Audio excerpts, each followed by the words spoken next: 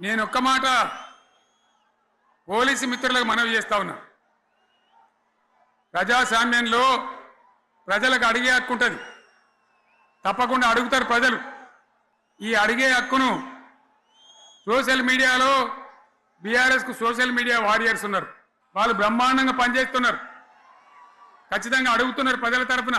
ఇంత అన్యాయం జరుగుతుంటే చూడలేక సోషల్ మీడియాలో పనిచేసే తెలంగాణ బిడ్డలు ఇది ఏమన్యాయమే ఎట్లా అని చెప్పి ప్రభుత్వాన్ని ప్రశ్నిస్తూ ఉన్నారు, ప్రజలకు మద్దతుగా నిలబడతా ఉన్నారు.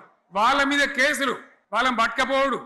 పోలీస్ సోదరులను నేను అడుగుతా ఉన్నా, మీరెందుకు దునుకులాడుతుండ్రే? మీకేమక్కడ వచ్చింది? మీకు ఒక్కటి చెప్తున్నా నేను, గ్యారంటీగా పోలీసు మిత్రులారా, ఇవాళ పోయి రాత్రి మీ డైరీలలో రాసుకోండి, మీ డైరీలలో రాసి పెట్టుకోండి. 100కు 100% ఇలా తెలంగాణ చెలరేగిన పరిస్థితికి మళ్ళా వచ్చేది బీఆర్ఎస్ గవర్నమెంటే. అది ఎవరు కూడా ఆపలేడు, అది ఎవరి తరం కాదు, ఎవరి వశం కాదు. మీకు తెలియదా? మీరు పోలీసు ఉద్యోగాలు చేస్తున్నారు, మీరు చదువుకోలేదా? మీకు కూడా విజ్ఞానం ఉంది కదా? వీళ్ళు దొంగ వాగ్దానాలు చేయలేదా? ప్రజలను మోసం చేయలేదా? ప్రజాస్వామ్యంలో ప్రజలకు అడిగే హక్కు లేదా? మీరెందుకు కేసులు పెడుతున్నారు? నాకు అర్థం కాదు. మీరెందుకు దునుకులాడుతున్నారు? మీరెందుకు బలైతారు? రేపు మీకు రాజకీయాలు ఎందుకు? మీ డ్యూటీ మీరు చేయండి.